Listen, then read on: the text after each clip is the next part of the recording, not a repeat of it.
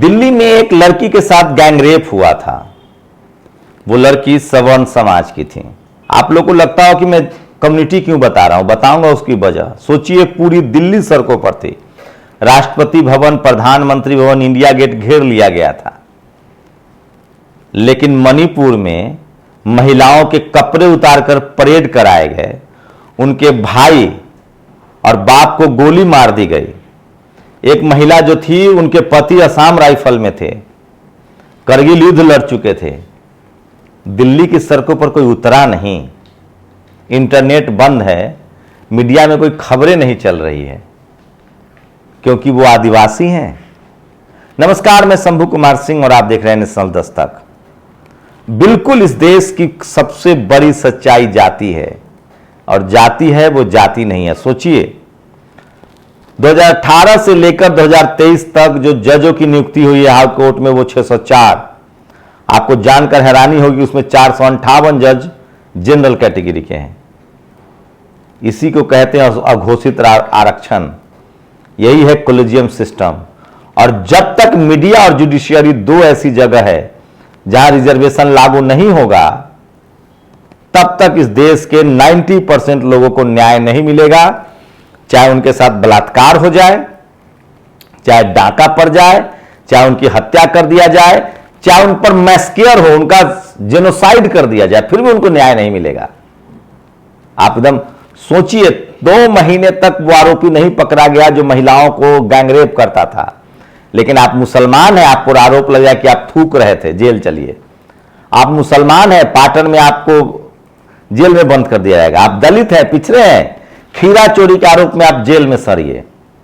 अच्छा, आप सवर्ण हैं, अच्छा आप पर महिलाओं के शोषण का आरोप लगा है, महिला इंटरनेशनल खिलाड़ी है, तो भी आपको जमानत मिल जाएगी।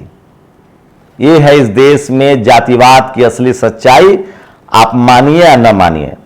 सोचिए, संसद सत्र में कवरेज के लिए रिपोर्टरों के लिए नहीं भेजा जा रहा है। ये भी सोशल मीडिया पर खबर है। यह है नीता अंबानी। मैं इंडिया से हूं, बुद्ध की धरती से आए हूं। यह है भारत की असली पहचान, जो सोशल मीडिया पर आज वायरल है। लेकिन असली खबर तो यह है जो आपने मोन्टाज में देखा था। गोरखपुर में एबीपी के लोगों ने पुलिस वालों की टोपी उछाल दी, उन पर हमले किए, मारपीट की। क्या मजाल है कि ये लोग जेल चले जाएंगे।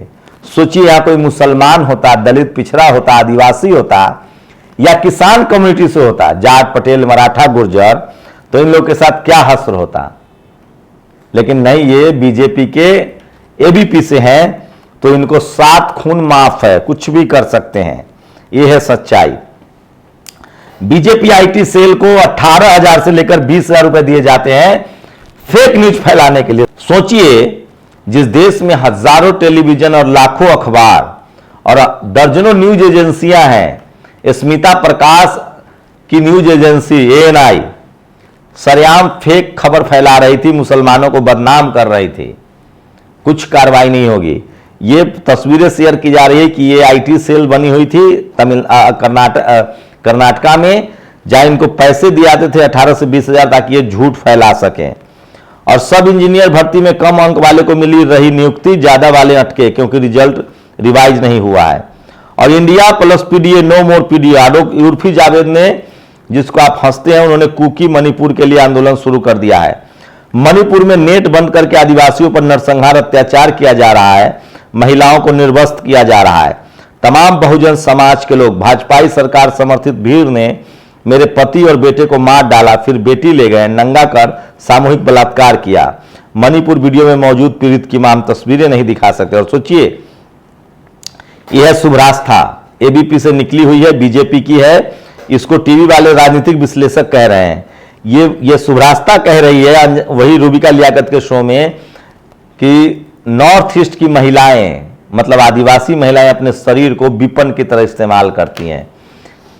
सोचिए, एक ब्राह्मण समाज की महिला का ये बयान है टेलीविजन पर आदिवासी समाज की बहन बेटियों के लिए। और ये देखिए, ये है मंगल पांडे, ये राष्ट्र प्रेम देशभक्ति की भारतीय राष्ट्रीय ध्वज। सोचिए, जिस राष्ट्रीय ध्वज के लिए आरएसएस के दफ्तर पर बहुजन युवाओं पर FIR हुआ था, उसी पार्टी के अब नेता राष्ट्रीय ध्वज को सलामी दे रहे। चलिए, देर ही सही।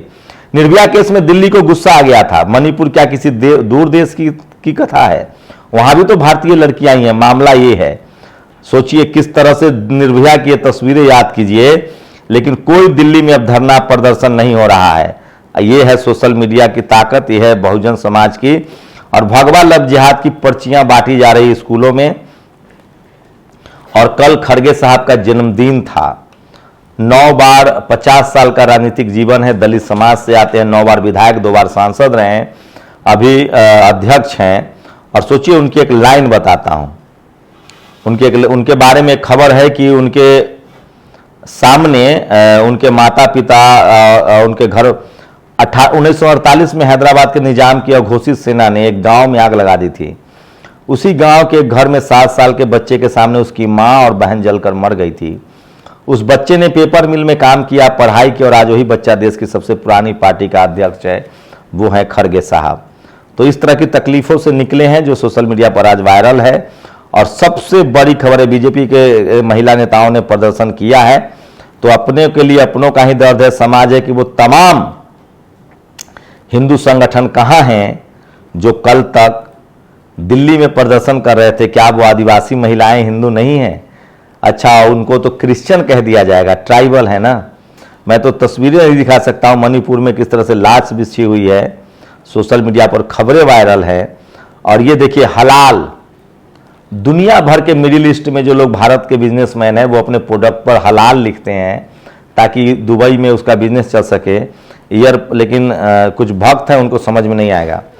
और बीएसपी एसपी अपने कोर वोटर्स को वो मान सम्मान नहीं देता जो मान सम्मान बीजेपी अपने कोर वोटर्स को देती है। सोचिए, मान्यवर कांशीराम साहब ने बहुजन आंदोलन चलाया, बाद में उसको सर्वजन हिताय सर्वजन सुखाय किया गया।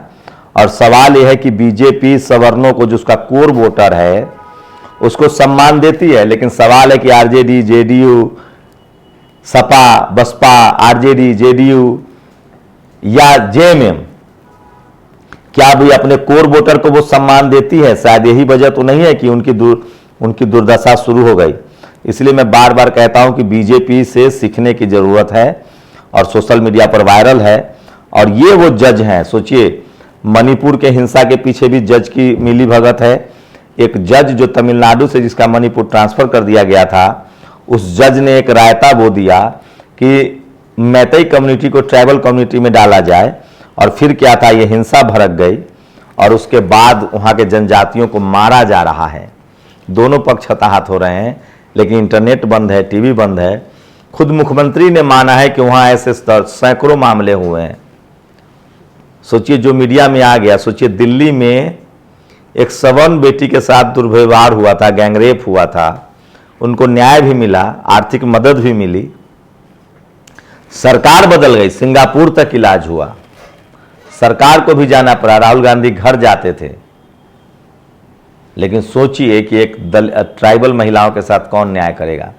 राजस्थान में एक मंत्री हैं बहुजन समाज से, गहलोत जी को बहुत मिर्ची लग रही है, उन्होंने ठीक कहा है।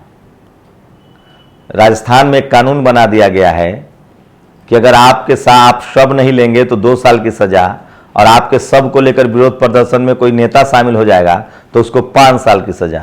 ये कांग्रेस ने नियम बनाया है। और अंत में 604 जजों की भर्ती होती है हाईकोर्ट में 2018 से 2023 तक, उसमें 458 जज जनरल कैटेगरी के हैं। बस हमको आपको बताना था। शुक्रिया। नेशनल दस्तक की आपसे गुजारिश है कि अगर इसको बचाना चाहते हैं तो नेशनल दस्तक को सब्सक्राइब करने के लिए रेड कलर के सब्सक्राइब बटन को दबाएं, फिर बेल आइकन की घंटी दबाएं। नेशनल दस्तक को बचाने के लिए बहुत जरूरी है कि हर खबर को शेयर करें, लाइक करें, कमेंट जरूर करें।